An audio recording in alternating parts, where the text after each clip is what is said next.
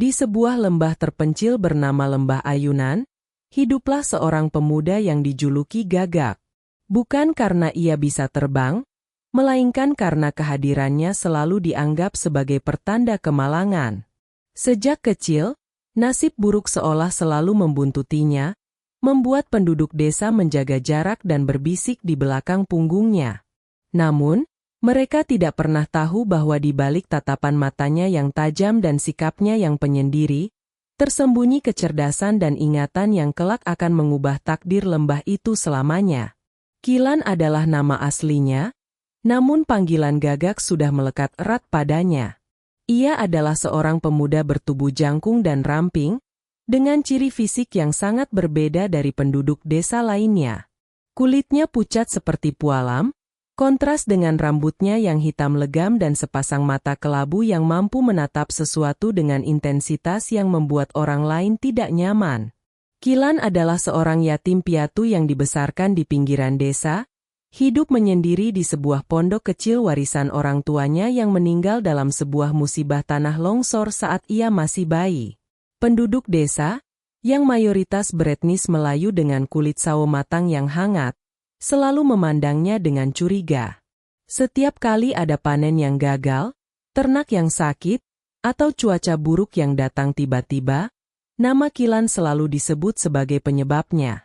Mereka percaya bahwa kelahirannya yang bertepatan dengan badai besar bertahun-tahun lalu adalah sebuah pertanda dari langit bahwa ia adalah pembawa sial. Karena itu, Kilan tumbuh dalam kesendirian, dengan alam dan buku-buku tua sebagai satu-satunya teman setianya. Meskipun dikucilkan, Kilan tidak pernah menaruh dendam. Ia mengisi hari-harinya dengan mengamati. Ia mengamati pola angin, perilaku hewan, dan interaksi antar penduduk desa dari kejauhan. Ingatannya luar biasa tajam, mampu merekam setiap detail kecil yang luput dari perhatian orang lain. Kecerdasannya ini, yang seharusnya menjadi anugerah, justru semakin memperkuat cap negatifnya. Kemampuannya memprediksi datangnya hujan atau menemukan sumber mata air yang hilang dianggap sebagai ilmu gaib yang menakutkan, bukan sebagai hasil dari observasi yang teliti. Setiap sore, Kilan sering duduk di atas sebuah bukit, memandangi lembah di bawahnya. Dari sana, ia bisa melihat semua kehidupan yang tidak bisa ia sentuh.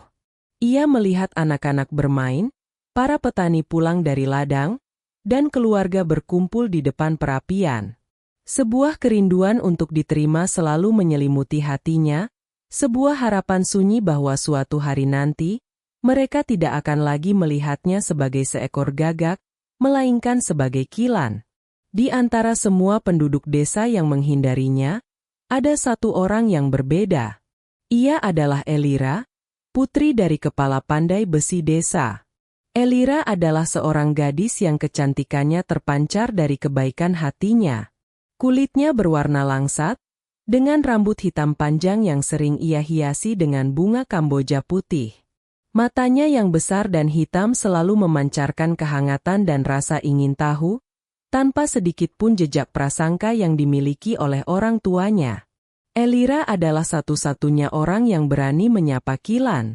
Kadang-kadang, ia akan meninggalkan sekeranjang buah di depan pondok Kilan, atau sekadar tersenyum padanya saat mereka tidak sengaja berpapasan di jalan setapak hutan.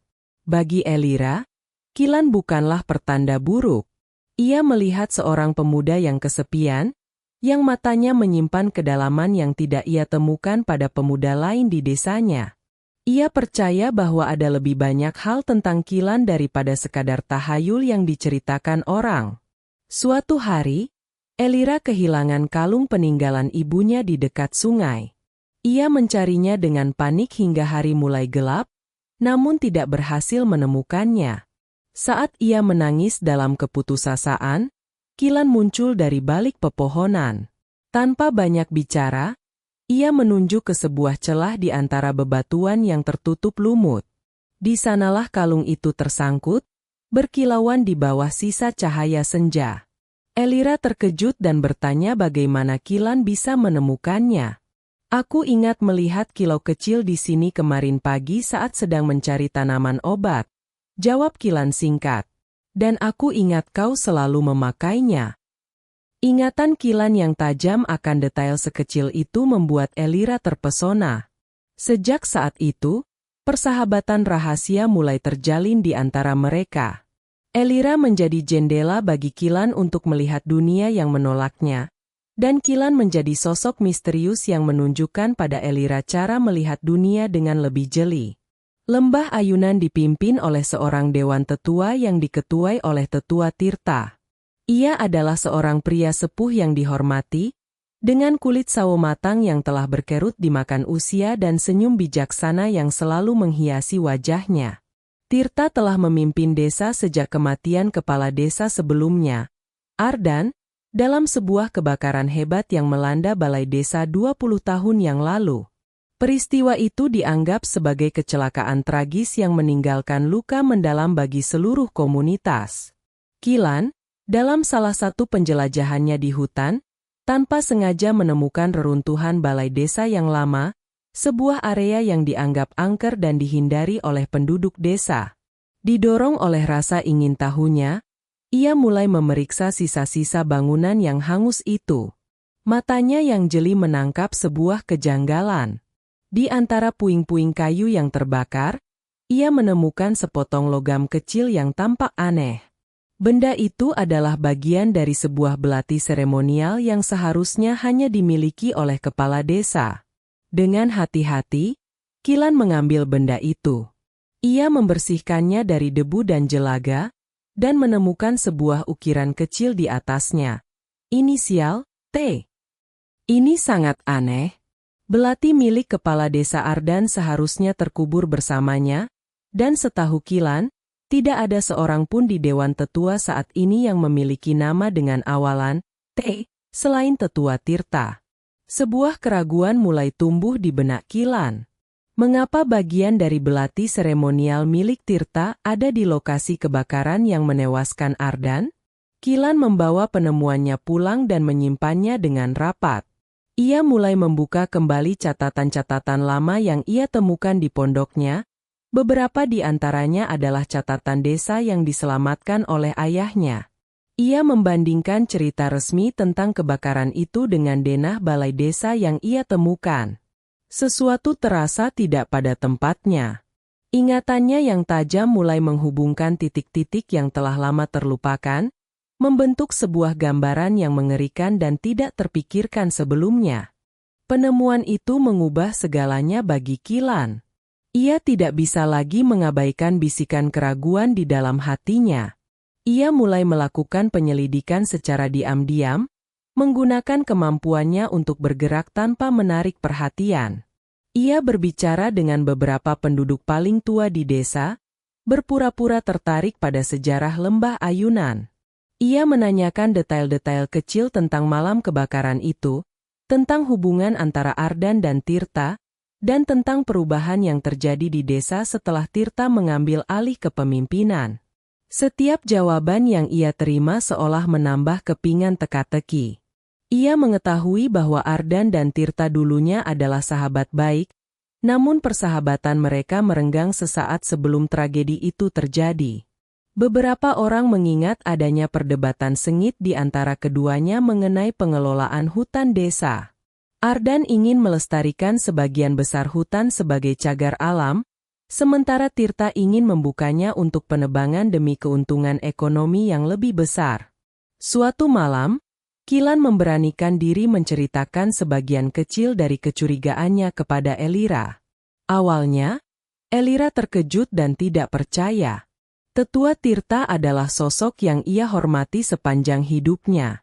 Namun, melihat kesungguhan dan logika di balik argumen Kilan, benih keraguan mulai tertanam di hatinya. Elira setuju untuk membantu Kilan. Ia menggunakan posisinya sebagai putri pandai besi untuk bertanya kepada ayahnya tentang belati seremonial itu. Ayahnya menjelaskan bahwa setiap tetua memang memiliki belati dengan inisial mereka, dibuat khusus sebagai simbol status. Belati itu hampir tidak pernah meninggalkan pemiliknya. Informasi ini semakin memperkuat kecurigaan Kilan. Tirta, Yang menyadari Kilan sering bertanya tentang masa lalu, mulai mengawasinya dengan tatapan yang tidak lagi ramah.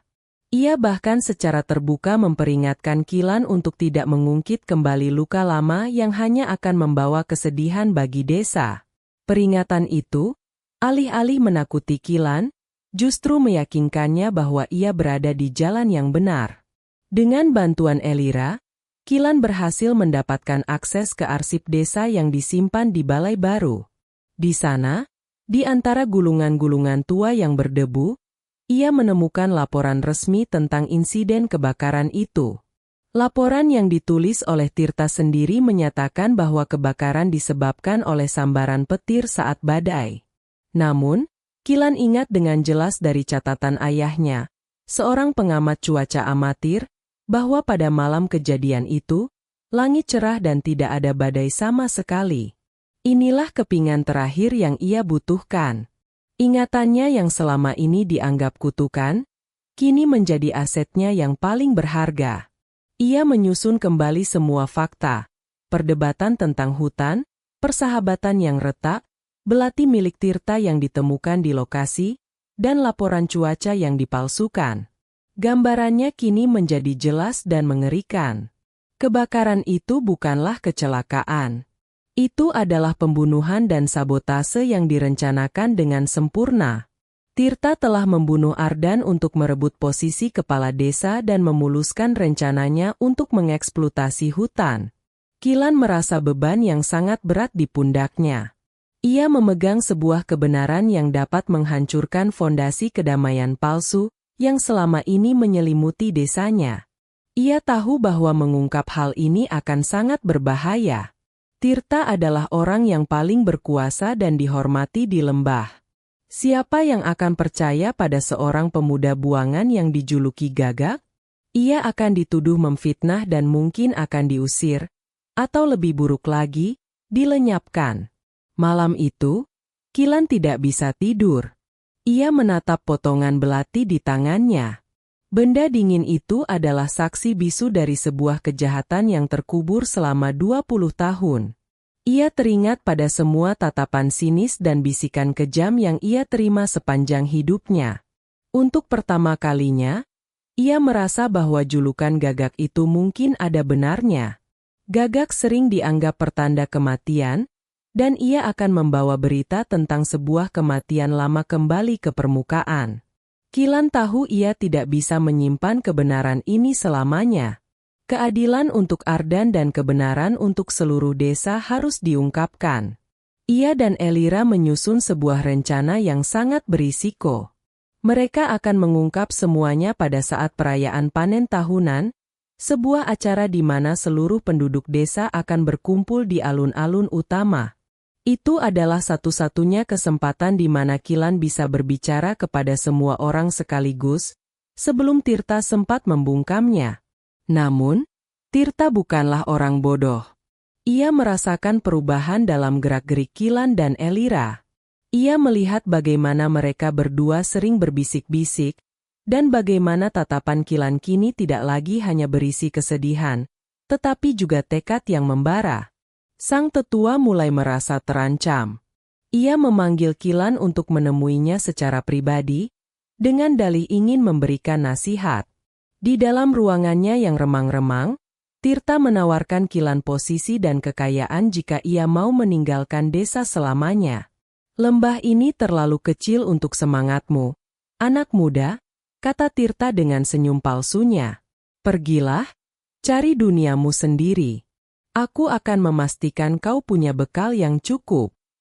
Itu bukanlah sebuah tawaran, melainkan sebuah ancaman yang terselubung. Kilan dengan tegas menolaknya. Akarku ada di lembah ini, tetua. Aku tidak akan pergi kemana-mana, jawab Kilan dengan tenang, namun matanya menatap Tirta dengan tajam. Penolakan itu memastikan nasib Kilan. Tirta kini melihatnya sebagai ancaman nyata yang harus disingkirkan. Ia memerintahkan beberapa orang kepercayaannya untuk menangkap Kilan pada malam sebelum perayaan panen. Rencananya adalah untuk menuduh Kilan telah melakukan ilmu hitam dan mencoba mengacaukan perayaan, Sebuah tuduhan yang akan dengan mudah dipercaya oleh penduduk desa. Badai antara sang pembawa kebenaran dan sang penjaga kebohongan akan segera pecah. Malam perayaan panen tiba. Udara dipenuhi oleh aroma makanan dan suara musik yang riang.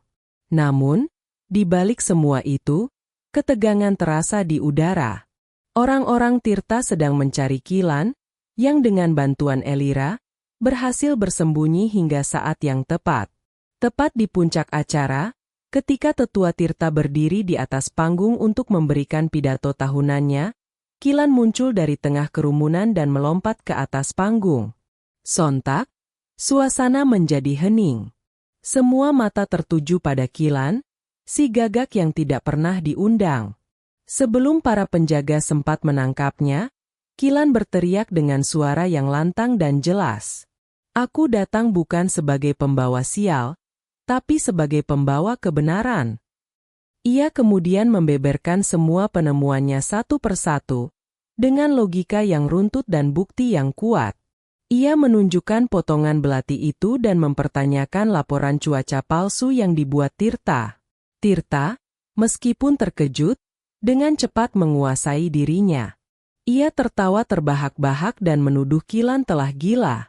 Kalian lebih percaya pada omong kosong anak pembawa sial ini, atau padaku yang telah mengabdi pada kalian selama 20 tahun, katanya kepada kerumunan. Penduduk desa mulai ragu, terombang-ambing antara bukti Kilan dan citra Tirta yang telah mereka kenal seumur hidup. Saat itulah, sesuatu yang aneh terjadi. Seekor gagak, lalu 2, lalu puluhan, mulai berdatangan dan hinggap di atap-atap bangunan sekitar alun-alun, seolah-olah berkumpul untuk menyaksikan pengadilan itu.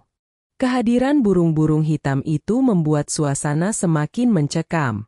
Mereka semua diam, hanya menatap ke arah panggung. Kemudian, Kilan mengucapkan kalimat terakhirnya. Tanya pada tetua Tirta, di mana sisa dari belati ini? Pada saat yang sama, Elira, sesuai rencana, memunculkan sebuah kotak tua milik ayahnya. Di dalamnya, tersimpan sisa gagang belati dengan ukiran T, yang dulu ia temukan secara tidak sengaja di bengkel ayahnya. Tirta pernah meminta ayahnya untuk melebur sisa belati itu, namun sang pandai besi merasa curiga dan menyimpannya. Melihat bukti fisik yang tak terbantahkan itu, wajah Tirta menjadi pucat pasi. Ia tahu permainannya telah berakhir. Di bawah tatapan ratusan pasang mata manusia dan puluhan pasang mata gagak, ia akhirnya runtuh dan mengakui kejahatannya. Pengakuan Tirta mengguncang lembah ayunan hingga ke akarnya. Kedamaian yang mereka nikmati selama ini ternyata dibangun di atas pondasi kebohongan dan darah. Tirta segera ditahan, dan Dewan Tetua yang baru dibentuk untuk memimpin desa menuju era yang lebih jujur. Hari itu, julukan Kilan sebagai gagak tidak lagi terdengar sebagai hinaan, melainkan sebagai sebuah gelar kehormatan. Ia adalah sang gagak yang cerdas, yang mengingat apa yang semua orang telah lupakan, dan yang berani menyuarakan kebenaran di tengah kegelapan. Kilan tidak lagi hidup di pinggiran desa.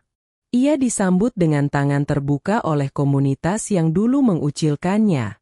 Pondoknya tidak lagi sepi, selalu ada saja penduduk desa yang datang untuk meminta nasihat atau sekadar berbagi cerita dengannya. Ia dan Elira, yang telah membuktikan kesetiaan dan keberaniannya, akhirnya bisa bersama tanpa harus bersembunyi. Mereka menjadi simbol dari bagaimana cinta dan kepercayaan bisa tumbuh bahkan di tempat yang paling tidak terduga sekalipun. Lembah ayunan perlahan sembuh dari lukanya. Hutan yang dulu hendak dieksploitasi oleh Tirta, kini dijaga sebagai warisan bersama, persis seperti yang diinginkan oleh mendiang kepala desa Ardan. Burung-burung gagak yang sering terlihat di lembah tidak lagi dianggap sebagai pertanda buruk, melainkan sebagai pengingat akan pentingnya kebenaran dan pengamatan yang jeli. Kilan, pemuda yang dulu dikutuk, kini menjadi legenda hidup di desanya, sang pembawa kebenaran. Kisah Kilan mengajarkan kita sebuah pesan moral yang kuat. Jangan pernah menilai seseorang hanya dari penampilan atau desas-desus yang mengiringinya. Kecerdasan, keberanian, dan kebenaran bisa datang dari tempat yang paling tidak kita duga. Terkadang, sosok yang dianggap sebagai pertanda kegelapan sesungguhnya adalah satu-satunya yang memiliki keberanian untuk menuntun kita semua menuju cahaya fajar yang baru.